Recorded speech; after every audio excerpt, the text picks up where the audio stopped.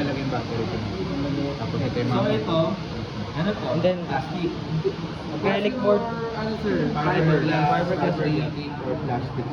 Ipahulma nyo ha? Yes sir, papahulma po namin. Magkano lang kami sir, magpapatulong kami sir if kailangan pa ba namin lakihan or Yung height kasi nito sir, almost hanggang dito sa 1.275. Wait, ito sir. 1.5 meter. Mga hanggang dito po sir. Pero ito lang po yung nakakahaba dyan sir. Itong 703 Just mm. pwede pa naman natin dito. Okay, basta ang akin lang, hindi lulubog.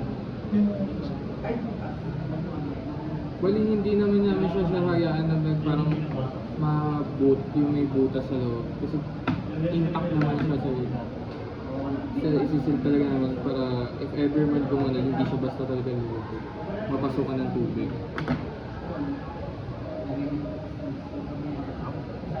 Then naglagay din po kami ng spring dito sir kung sakaling babagsak po yung linear generator. May bouncing pa po. May May force pa na. Kasi may bearing po yan Opo, dito, may sir. bearing po dito sir. Na Pagigib. Opo. Kailangan po kasi nakabalance yung gitna sir. So pagka once na mag-sway po, pag babagsak na po, may bouncing pa po na nangyayari which is nagdadagdag po siya ng motion. Pero mag-add pa rin po kami ng mga spring pa po dyan sir para mabalance na. Kami pwede nakafabricate ng Magpahulma sir, ganun. mga plastic. Mga gumagawa ng fiberglass. Mga nagpa-fiberglass. Although parang nakita ko, madali lang din siya. Resin lang. Medyo risky lang. Tingin ko Huwag isa kayo mag-DIY. Yung pagsasama-samahin nyo, lulubog lang. Dapat talaga siya, solid lang. Yung talaga Yes, sir. siya. Sumpa. paano namin din dadalhin yan. Wala naman namin. Gano'ng kalaki? Anak? Ito po yung ano sir, diameter niya sir. Diameter is Mamalaki din pala, 1 meter. 9.8. Lapit pa. 1 meter sir. Eh sir, mga ganito lang. Ganyan sir. Yung circle. Nakapag-research na kayo na minsan magpapagawa. Ayun pa nga po yung... Kasi nakafabricate kami ng sir sa Facebook. Doon na lang kami mag-ano. Magka-canvas kami pagka-ano.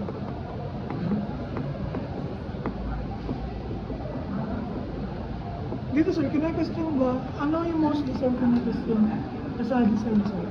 Kung lulutang na talaga sir mo ko. Yun lang talaga kailangan yun.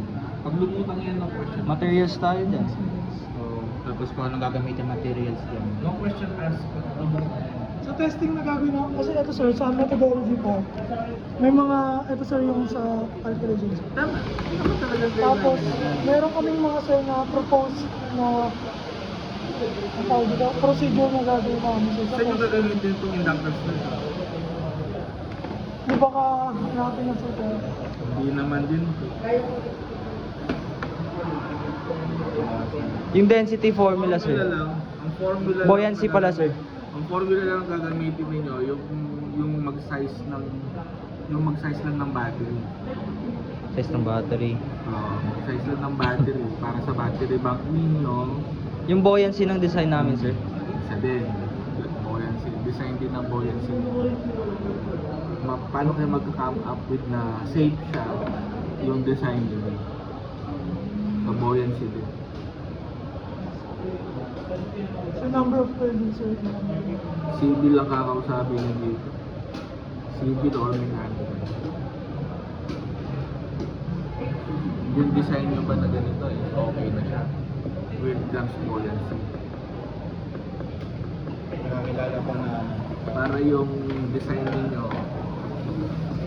siyempre come up muna kayo with the formula muna or concept. Kung ito ba yung material na gagamitin ko, type ng material siya, upon calculation sa buoyancy, yung bang strength niya okay ba? Lulutang ba siya? Durability din sir. Yun naman din ang ano dun. So, minsan magtatanong ako. Hindi lang kasi ito no, electric. Magkakasama no. electrical at saka ME.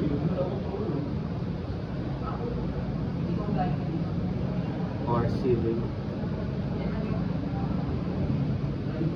Maganda sana makausap niyo si Tsaka plano namin sir, gawin namin transparent. Essence ko sa atin si Plano namin sir, gawin namin transparent yung ano, yung enclosure dito sa riba. Yung parang nakikita yung loob. Oh, maganda din. Kaso kapag fiberglass na gano'n, hindi naman din. Pwede din naman. Basta kasi yung wall mo, yung ano talaga yun. Yun talaga kailangan mo. Yung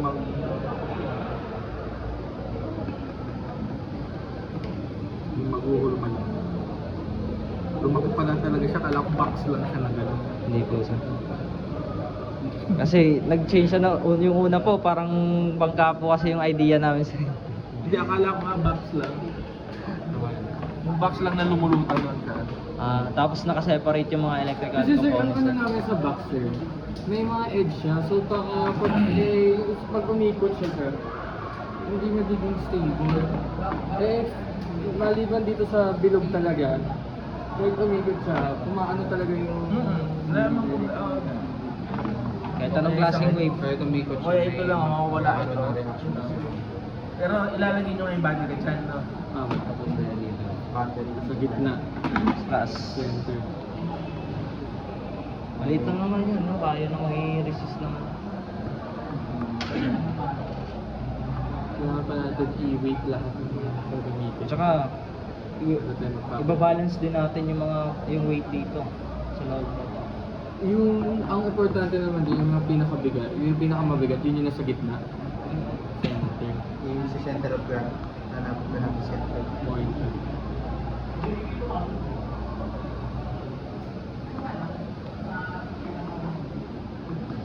Sir, may mga nilagay pa kami dito sa methodology.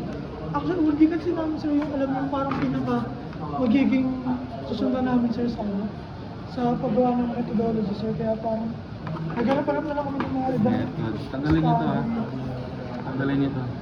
Design lang ng design lang. Batting, battery tsaka buoyancy sir. Ito sir, yung operation diagram namin sir. Schematic ba natin? Malaman mo? Okay na to, anak. Pwede to. Pwede to, anak. Yung schematic rin ng circuit namin sir. Oo, kailangan. Doon na kami mag-boost converter papunta sa ano sir eh. Papunta po sa battery. Oh, gawan nyo ng wire. Circuit, sir. Circuit Yes, sir. diagram. Yes sir, yes sir. Estimated pa po yan sir. Walang problema sa estimate. Malas buutan pa yun.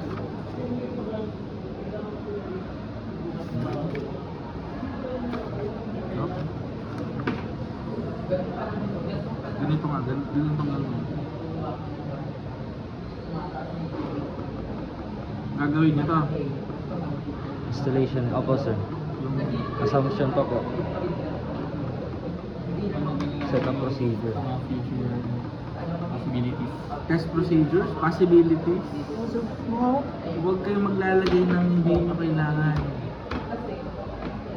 Maano kayo, maka-questions kayo. mga sir, hanapin Hanapin siya. Kung paano kami mag-set up sir? Paano Kaya yung nagawin kami ng possible sir na test namin. procedure namin? Or gawin na lang namin yan as a script. Back. Lagyan din nila namin sa amin. Parang hindi ko kasi Hindi natin kailangan.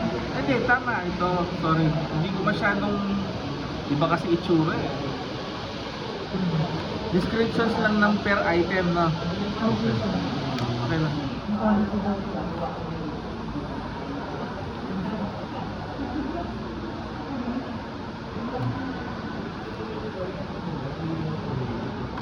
Huwag kayong maglalagay ng hindi nyo kailangan. Hindi naman applicable. Katulad nito, at saka ito. Ang galing nito. Ito, ang kailangan ninyo, buoyancy, calculations,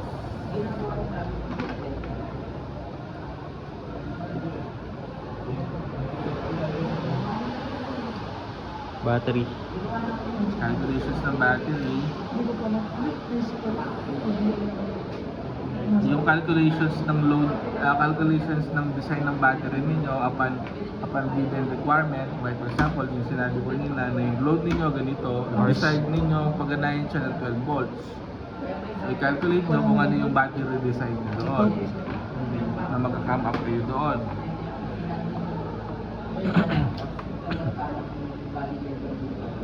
Sa linear generator mo sir. Ito yung Number gitna of turns. sa machine sir. Sa Oo nga. generator.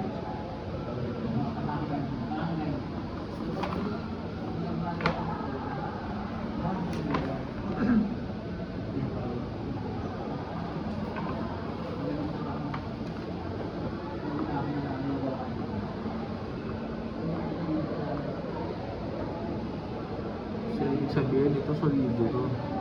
Ito solido to, no? Yes, sir. Solid ito. Kasi ito yung, ano, kasi kung wala itong laman, mahuhulog na yan. Kaya nga yung mga buoy na pag ganun, solido yung dito nila. Stabilizer. Stabilizer nila.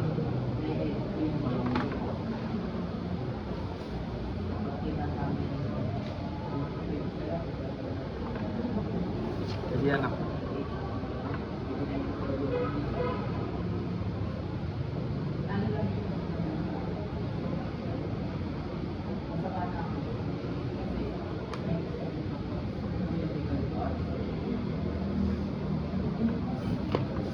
Dito given ninyo, yung given nyo yung voltage eh. No? Tapos number of turns. Tapos ano yung time? Anong pinalaman ng time?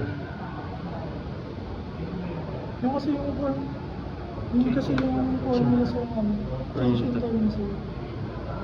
Kung ilan yung Change of flux. flux per eh, unit. rate. Rate yan eh. Ako siya rate ko. O saan dapat flux to? Kasi rate ito, rate. Sige po. Hindi mo pwedeng ito lang kukunin mo, itong independent na to. Hindi eh. Itong kukunin mo eh. Flux. Flux talaga. Ilan yung rate ng flux. Flux kasi. Second. Gano'n ka ano? Saka to. Dito kailangan.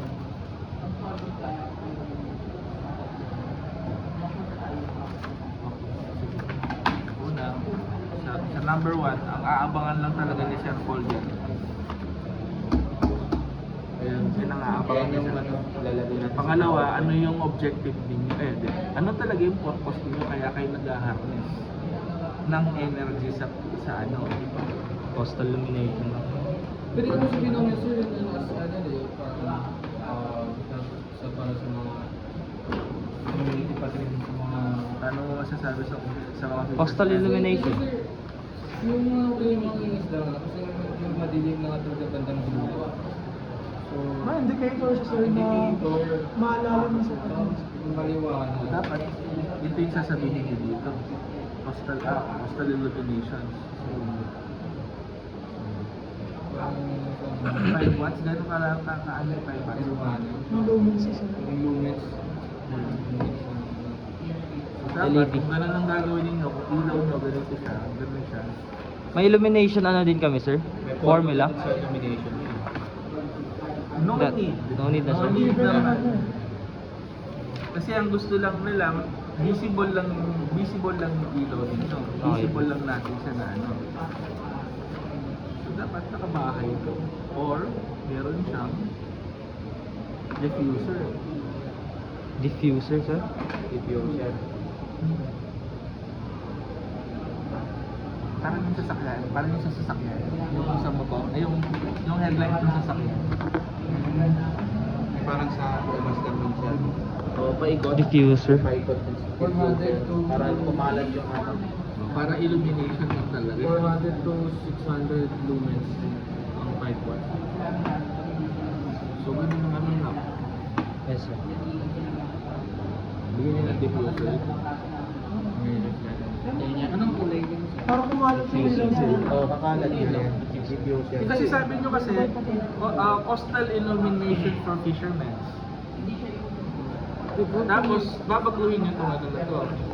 Babaguhin nyo ngayon itong... Kung hindi naman, parang, ano lang naman sir, parang yun lang yung, bakit kailangan yung illuminate na to? Bakit illuminate? Magbe-benefit mo, Parang sir. ano lang sir. Magbe-benefit. Hindi ka, ano nga ang coastal? Yun nga, di ba?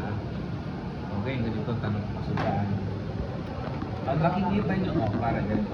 Nakita nyo na ang problema ng mga fishermen dyan sa labas is walang silang ilaw. Walang indicator. Wala silang mga ilaw, hindi. Or may mga ilaw man sila, hindi enough. Yun yung problem na nagiging eliminated. Ngayon, para magkaroon may mga ibang ilaw, or like for example, naglalagay sila ng mga spotlights nila. So yun yung mga other methods. Pagdating na dito sa pangalawa, parang sasabihin ninyo, nagpo-propose kayo ng ilaw at in the middle of the sea or in the middle of the coastal line by using Wave energy converter. Wave energy. Yun yung magiging ano ninyo. Kasi para yung ano nyo, meron siyang purpose. Kasi wala siyang purpose.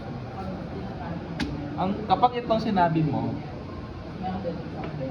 yung mga existing na mga renewable, parang hindi nagiging enough yung mga existing renewable. Ngayon, kung yung problem talaga na na-experience ninyo doon sa lugar na yon, yung ilalagay ninyo, yun yung sasagot ko sa inyo. Kasi para magkaroon siya ng purpose. Sila pangalan nito. Nakalimutan ko yung pangalan nila. Una, yung thesis nila, mini refrigerator lang. Mini refrigerator. B din ata yun. Ay, A. Mini refrigerator yung thesis nila. Sa AEG. Ano ba yung termo ko po? Binaliktad nila yung process. Instead of, yung input nila is hot and cold, sinuplayan nila para mag-produce ng hot and cold. Walang purpose. Pero wala sila dapat. Pero binigyan namin ng purpose, lagay niya sa medical yan. Nagkaroon sila ng medical. Yun yung purpose ng thesis nila. Kailangan yung magkaroon ng purpose. Pwede ba silang purpose like, nasa malayo kasi, kasi ang purpose niya, parang indicator siya na malapit ka na sa mga tangtang sila. Yun yan. Indicator for the fisherman. O kaya fisherman nga na wala silang ilaw, wala silang additional lighting. Baka din sa safety din ng mga kunyari, magsiswimming ng gabi. Ay, malalim na tong part na to, so yung ilaw. Kasi tingnan mo sa sa MOA, sa likod. Di ba pag gabi ang daming ilaw doon sa lawa. Ganun na lang. Tingin ko bigyan nyo ng purpose siya. Which is ito na nga Yan na nga Kaso, Specify lang. ano ba yung more specific dito? Which is sa papel na namin ilalagay siya. Yes. Sa design, wala na akong problema sa design eh. Ang problema nyo na lang talaga is ma-produce siya. Maluluto Basta, ngayon. wala namang problema sabihin ko sa inyo ha. Basta lumutang yan at gumana, walang problema. Wag lang sana yung tingi-tingi, yung parang tagpi siya na gawa. Kailangan yung Solido talaga siya. Kaya nga yung isa kong ina-advise, sabi ko, gusto ko dapat yung solido talaga siya na ganyan. Hindi siya parang structured talaga, sir. Nandun na lahat. pag lumutang yan, ganyan mangyayari. Wala tayo, no question asked. Ano ba yung mga possible na questions nila? Yun nga, lulutang ba yan? Pangalawa, titingnan nila yung mga ano ninyo. Titingnan nila yung mga SOP kung measurable siya. Basta, hindi siya sinasagot dito. O tama, tama. Hindi yung what went wrong, mga gano'n. pa kasi madalas na tinatanong? Yun, yung purpose. Ano ba purpose nito? Basta kayo, pag-isipan ninyo kung ano yung purpose din ano ninyo. Gawin na lang namin specific. Specific for purpose. Saan namin nilalagay Para yung kami purpose na yung yun, sir? Sa paper. Sa... Sa part, sir, introduction. Sir. Pero sir, Hindi sir, na, sa title na. Pag-uhin nyo lang ito ng konti, mas more specific siya. Straight siya sa ano, indicate nila. straight nyo siya sa kanino talaga siya. Kung para kanino talaga siya. so i-integrate pa namin dito sir. Like, mababanggit pa rin na para sa mga fishermen. Or okay na Hindi, ito kasi is more on, pag ito more on technical Ito na eh. subjective pa rin. Technical na kasi to. Iba naman kasi. Oo. Oo, pero itong problem nyo ito, ano ba yung nakikita nyong problem? Yung introduction na tayo magdadagdag dyan. Kasi ito rin, technical na yun. Wala pa rin po. Kahit hindi na bawasan, dagdagan na lang yung introduction. Dagdagan na lang yung ano, yung kung anong purpose. So, one time study, yung mga backup study rin. Ng problem. Ang about sa problem. Yung Sa mga accidents din, sa sa elimination.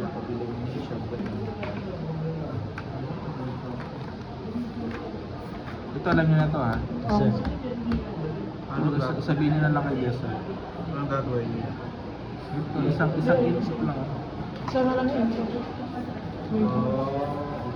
Ay, isang input na lang. Isang input, tapos yung process, i-dictate pa yung process. Okay, gets. Then yung output, isa na lang din. Okay.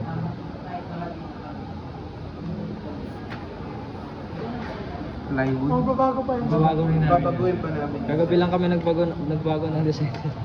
Eh, paano Di yan pa sa, namin- sa di pa Marcos lang- na kayo di pa mag-ano? Eh, sir. sa ano. I-edit na lang namin, sir. Final namin. Eh, sa Miyerkules na daw kayo mag-ano?